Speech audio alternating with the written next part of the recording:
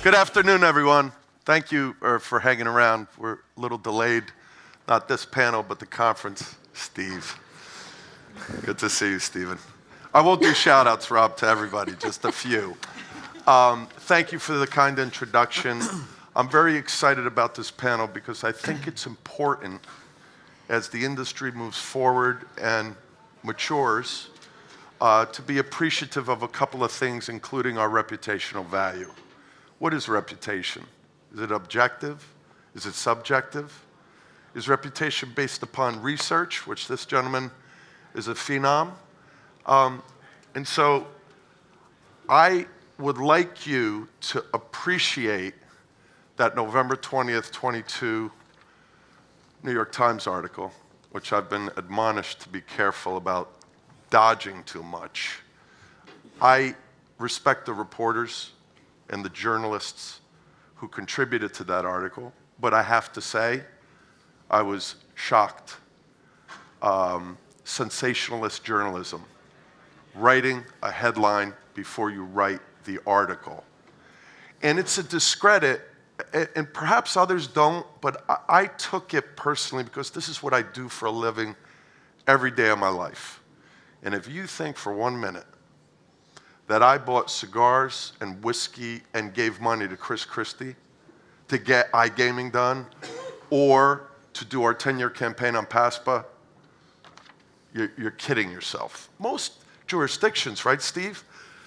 From Light and Wonder, Steve DeMasi, great man. Most jurisdictions don't even allow gaming companies to contribute. Some do, and that's fine.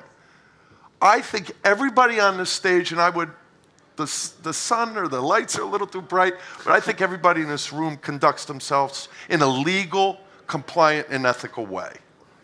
And we have to, because the spotlight is on this industry. So please join with me. I want to just do a brief introduction and then kick this off. David Forman is the head of research for the nation's largest, most respected trade association, the American Gaming Association. Please join with me in welcoming David Forman.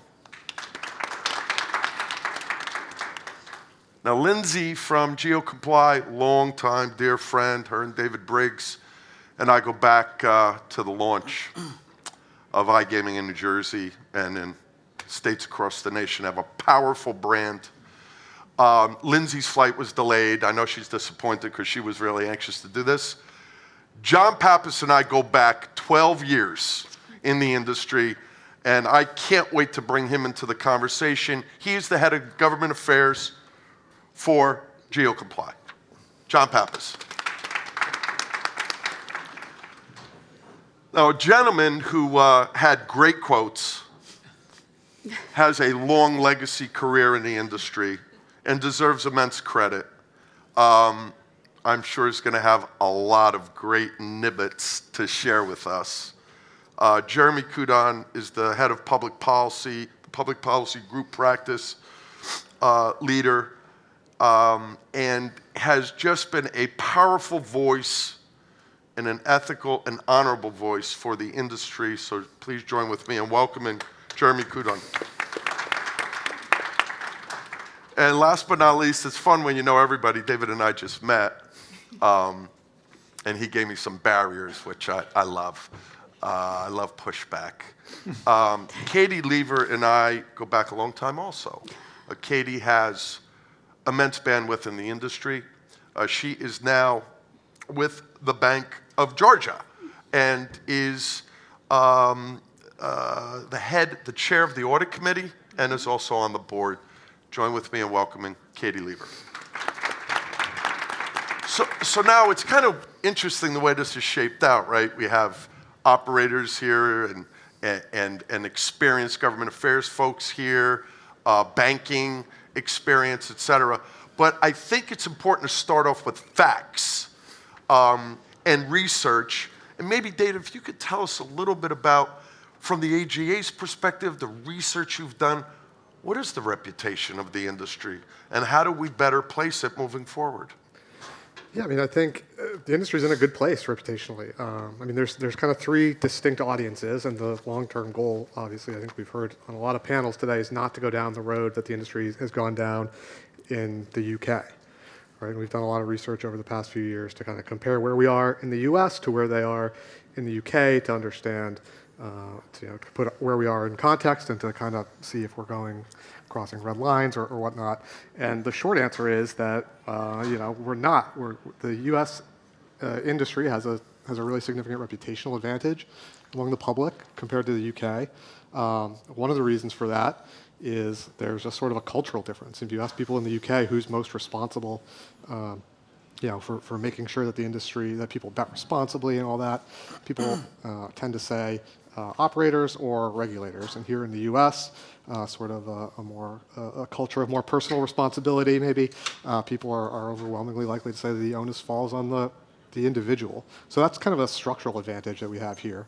And then, the kind of negative media and vibes of the last 6 months, whether it's the New York Times or the advertising stories that have popped up in terms of advertising volumes or advertising on college campuses, it hasn't really had an impact with the public in terms of the industry's favorability, right? The industry's favorability is actually up a tick or two last month from August. So far, right, the kind of negative, the avalanche and the steady avalanche of negativity that we've kind of heard the last few months hasn't registered with the public, and it's important to continue that the industry continues to expand sustainably to make sure that doesn't change. Because where the public goes, policymakers will then have license to take action, right? When we ask about across a whole host of industries, we ask about public perceptions of favorability and policymaker favorability, and the biggest gulf of all the industries we ask about is gaming. The public has a much more positive view of the industry than policymakers, at the federal level at least, and so making sure that public sentiment doesn't deteriorate and give members of Congress more license to advance bills to limit advertising or state lawmakers to introduce and pass bills to impose betting limits like we see in the UK is really important. So that's kind of where we stand right now. And it's positive. It's trending even in the right direction, but it's really, really important to make sure that we don't lose the public and give a lot of policymakers license to do some of the things that they want to do already. Thank you, David. I think it's important to stay positive, right? To talk about the positivity in the industry, which doesn't often get highlighted. I'm sure you've all been through multiple panels already the first half of the day, and Susan Hensel will allow me to do this, I hope. But I want to acknowledge Katie, but before I do that, you know what today is, right? It's International Women's Day.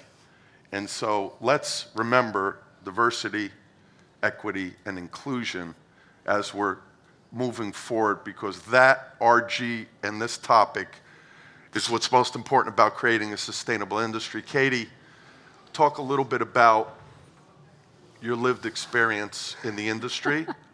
And is it fair to compare us to cannabis, alcohol, those types of issues as they are becoming more ingrained in the common culture and our hospitality offerings? Is that a fair comparison? Yeah. And we don't have enough time to talk about my lived experience. And I'm going to do the smart reputational thing before I say this and say my views that I'm expressing now are mine. They're not of my employer, Great Canadian, or either the boards that I sit on, GBank or GeoComply. The thing that I, both in reference back to that New York Times article and just in general, the thing that I find the most disturbing / challenging is I think where we lose ourselves as an industry when we talk about DEI, when we talk about ESG, is we miss out on this incredible opportunity. We're one of the most compliance-oriented industries that there are other than the government. We are highly regulated. We are highly compliant. We have social programs around responsible gaming. We are focused on welfare programs. If you look to lottery, we have strict compliance with social programs that directly fund social programs in almost every jurisdiction in which lottery is offered. And this type of compliance around regulation, around responsible gaming, around how we look to community good is not something as an industry that we outside of the industry spend enough time talking about, and we actually really don't talk about how we actually could be part of a DEI investment package. We are seen as sin investment, and we really could actually be seen as a DEI investment. And it is really time, especially in light of that article, that we as an industry spend the time to completely switch the paradigm. We are one of the highest employers of women. Now, that has to always be qualified by the fact that that employment of women is in the brick and mortar space, and it is always in the lower paying jobs. So, if you think about it as a triangle, women operate and fill the lower part of that triangle, but still, those are jobs and that is value and tax dollars that are being brought home. And until we switch that paradigm as an industry and start talking about ourselves in terms of what we do in ESG, in DEI, in social responsibility, in social good, our compliance standards, as soon as we as an industry start talking about the good that compliance does, that rather than seeing it as a barrier to progression, instead we see it as a barrier to entry, and the fact that we as an industry self-regulate and keep people that should not be in the industry out and keep those that should be in the industry in. A lot of good can come from it, but we need to be doing that and progressing the idea. I'll tell you stories later. Thank you, Katie. Jeremy, Bill. share with us your thoughts, because I'm not even going to ask your question. I can see it coming out already. Talk a little bit about your lived experience, your view on that article, and what we need to be focusing on as an industry collaboratively moving forward. I think, thanks, Bill, and thank you for the kind introduction. I've always tried to model myself after someone like you, so it was quite an honor. I think, when I started working on this issue, I've been doing state legislative, work for almost 15 years now, and I did it for 6 or 7 years before I started representing FanDuel and DraftKings in 2015. When we were really starting to engage legislatures, we were in the eye of the hurricane. Everybody in this room recalls. I mean, it was an absolute storm. I mean, there was a question about daily fantasy sports at the Republican presidential primary. That's right. So I think at the time, and there's another factor to consider, at that time, the Uber model of how you dealt with legislatures, which was to attack, which was to make them the enemy, to have an us versus them, with the us being constituents, being the riders against the elected officials. That was the standard approach. And I recall when we started our plan of how we were going to educate members about daily fantasy sports, I had people from the companies, I had outsiders saying, but you got to attack. They're not your friends. You've got to attack. You're just worried about your relationships. But relationships, as we all know, are everything. And the legislators legislators are there for quite a while. And then they have staff. And our goal was to educate and relentlessly educate. And I think that the Times article was searching for something more, something that would explain how this industry has had this incredible run of success over the last 8 years. And what they were lacking, what they admitted to me, was that it's just relentless organization, relentless education, and collaboration. Over the years, and especially after the Supreme Court struck PASPA, I remember starting to work, and everybody's like, oh, it's impossible to work with all the different types of industry. There's the casinos, there's you guys, there's going to be even the BGTs. And it's all about, I think now, you see states, we're all working together. There are skirmishes still, but the importance of us working together is it means that we're lifting each other up. And what you didn't see in that article, because they couldn't find anybody, was a legislator who could say, hey, these guys acted, in a dishonorable way. These guys, got this through illicit means. That wasn't there. Because I think if you go to any legislature, they will tell you that the gaming lobbyists, the gaming industry, are there. They're there to educate, and they're constantly working forward. And they don't blow them up. We don't do anything to hurt legislators. Our real goal, and it's always about education, is exactly that, is to work with them and get to a point where we can get a bill or a law passed to bring a form of entertainment, and that's what this is, a form of entertainment, to their constituents. And what they find more often than not, and I'll get off my soapbox in a minute, is that that their constituents, many of whom have no idea what happens in the state legislature. Candidly, I didn't even know. I grew up in the D.C. area. I didn't even know there were state legislatures. I just thought governors passed bills. And so, but they don't even know who their state rep is until they pass a sports betting bill. And I suspect the same is going to be true when they start passing iGaming bills on a more frequent basis. These people will stop them at the grocery store. They'll go to their district offices and they'll actually say, thank you. I didn't even really know that you existed or that what state government could do other than tax me. But you brought this thing. I love it. Thank you. Thank you for doing this. I hear that so often. So, you know, look, success is going to breed articles like that from the New York Times. That's just the price. But as long as we conduct ourselves honorably, I think that we will continue to have the success that we're having. Thank you, Jeremy. John, we go back in the ditches, grassroots lobbying efforts. Your organization, the Poker Players Alliance, and all you've done. Can you share your lived experience with us? And now that you're back with a monster company heading up government affairs for them, your experiences throughout your multiple decade career in lobbying for gaming. Sure. Thank you, Bill, and thank you, iGaming Next, for having us here. I do want to follow up with what Katie said, who is on our board of directors for GeoComply. She talked about diversity in the workforce, and I'm proud to say, although I am not Lindsay, clearly I'm not Lindsay, and I had to be a replacement for her today. GeoComply's global workforce is comprised of 40% women. 50% of those women are in leadership positions, and we're also founded and led by a woman CEO. So International Women's Day has special meaning for GeoComply, and as a boy growing up with a mother and 3 older sisters, I've been able to take direction from women my whole life, so this is a perfect spot for me to be in. Anyways, Jeremy raised a good point about being an educational resource, and that's really how GeoComply has positioned themselves in the state debate, right? We want to be a resource for lawmakers. We're not necessarily going in and saying, pass this bill, pass that bill, put this clause in there, don't put that clause in there.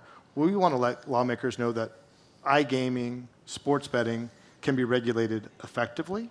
The compliance tools are there, whether it's age and identity verification, whether it's geolocation compliance, whether it's anti-fraud tools to make sure that the consumers are safe when they are engaging in this form of e-commerce. So this education is where GeoComply really excels. We go into state capitals, we talk to folks about how it can actually be regulated, how are consumers protected, how can states benefit. That's really the focus of our company. Now, my lived experience going back to my time with the Poker Players Alliance and New Jersey, you know, lawmakers like a steak dinner, but what they like more than steak dinners are votes. And people that vote are their constituents, right? So when they hear from people in their district, wow, thank you for sponsoring a bill to legalize sports betting, it's something I really like, that is way more valuable than any lobbyist, no offense, Jeremy, can do going into their office, right? Hearing from their constituents. So the reality is, the reason we have such success is because this is something that consumers want. They want to be able to engage in these forms of entertainment on their phone, whether it's sports betting or iGaming. And as soon as lawmakers understand that, then it's much easier for them to pass the bill. The New York Times isn't going to understand that, but lawmakers will get it because their consumers tell them they want it. That's why we see consumers not have a bad negative perception of the gambling industry, because it's something that they enjoy. It's a form of entertainment for them. Lawmakers, it's a little bridge too far. I suspect federal lawmakers have a lower appreciation for the gambling industry because federal lawmakers make no revenue from online gaming. I guess if you ask a lawmaker in New Jersey, a state lawmaker in New Jersey, or a state lawmaker in Pennsylvania, which relies on tremendous amount of revenue coming from the state gaming industry, they would probably have a very different perception of what the gaming industry means because they see the revenue, they see the benefit of gaming. So, you know, putting our foot forward that we are one of the most highly regulated industries in the U.S., I think, is essential, right? I think people forget the fact that just because it's on your phone means that it's like your Uber app. No, it's one of the most highly regulated apps. It is the most highly regulated app on your phone. There's no question about it. Just as much as your Bank of America app is regulated. Your DraftKings or FanDuel app or BetMGM app or whatever it is as highly regulated as that. So just because it's accessible doesn't mean it's not controlled. And so I think telling that message more and more and letting people understand it is something we need to do to overcome the perceptions of some of the media. It's interesting, as we're hopefully moving towards building up on the foundation of American sports betting since the repeal of PASPA approaching our 5-year anniversary. And we're now focused under massive leadership from Light & Wonder, Playtech, and others on trying to bring a vertical for iGaming, which we all know is far more profitable. The one thing I was most troubled about in that article clearly wasn't balanced, but you know, journalists don't owe us to be balanced, right? Years ago, maybe, not today. But where was the conversation in that article about the facts of the generation of jobs?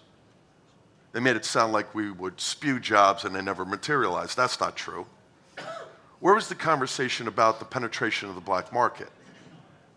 And equally, if not more important, where was the conversation about the value that's added when you regulate to penetrate against gambling addiction? The ability to monitor it. Anytime a state legislator or a governor, and we're in their offices quite frequently, aren't we, Jeremy? Anytime they say that, oh, I don't want to do iGaming or sports betting because it's going to increase gambling addiction, there's no proof of that. There's zero proof.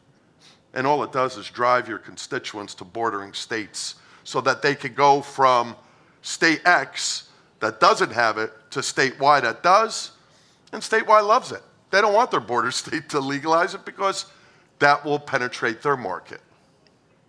I think one of the most recent interesting stories was at ICE. Many of us were there.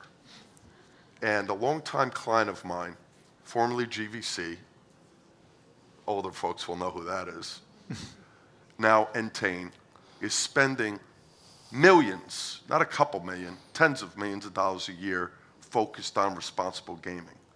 I happen to sit on the board with Monty Toomer, the former New York Giant, Howard, and Martin Litchka, head of regulatory affairs and responsible gaming for Entain.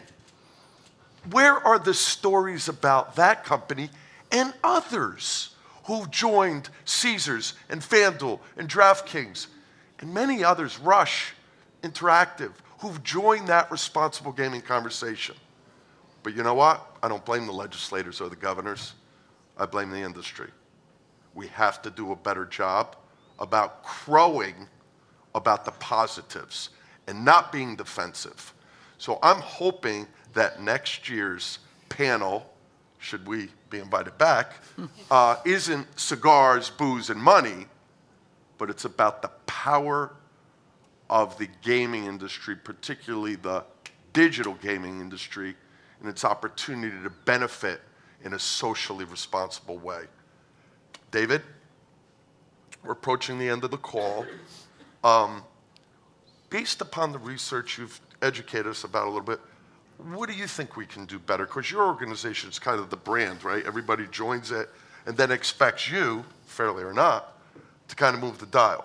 We know, other than Congressman Tonka trying to throw his hat in on that silly ad ban, congressional members, my dad's been one for 30 years, he's a yellow dog Democrat, don't really get involved in gaming, right? I think John was right earlier when he talked about federal lawmakers not understanding what the industry does because they don't see it as much every day, right? The thing that drives negativity among federal lawmakers, at least, is they are far less likely to think the industry is committed to responsible gaming. In part because they sit in Washington, they don't maybe go to the casino in their district, they don't see what the industry is doing like their constituents do, like state lawmakers do. But the flip side of that is that the public, more and more every year, responds that they think that the industry is committed to responsible gaming. So I think just continuing, whether it's our members or the broader industries or the leagues or the teams or the other entertainment partners that are now part of the industry, just continuing to pound the message and put out those responsible gaming messages, whether it's our Have a Game Plan campaign or the various campaigns in each state, just getting that out there and having people be exposed to the messages is going to provide results in terms of public opinion. Thank you, David. We're out of time, but I want to give John, Jeremy, and Katie just a quick snippet at the end to leave us with, please. Yeah, no, I think that your point again, Bill, I'd reemphasize it. I think we just need to be doing a better job of promoting actually what this industry does best, which is regulation compliance and its social good through responsible gaming. I'll just disabuse any notion. I went to my first cigar bar with Howard Glazer last night, so I don't frequent them, and as Howard can attest. So yeah. Yeah, I cigars, booze, all things I love. Doing things ethically is something I think this industry loves. Yeah, I like more, and it's something I think as an industry we should be proud of the fact that we conduct ourselves ethically in every market, and that we are highly regulated. And let's not ever shy away from the fact that we accept regulation. We accept the fact that hey, we know this is gambling. This is gambling. We know gambling is considered a vice, and that's why we accept the fact that we can be highly regulated. The most valuable asset of any gaming company is their license. We have regulators in the room. If you think that the boards and the CEOs of those companies aren't aware of that value and are going to compromise it to get one more state to move across the dial, and you know what, that article in closing is okay because it's more of an insult to legislators and politicians. If you think you're going to buy an iGaming bill or a sports betting bill or a fixed odds bill in any state house in this country over a cigar, a steak, or a glass of bourbon, I think you're insulting those politicians. I want you to join me in thanking this great panel, and let's continue to kick ass in the industry. Thank you.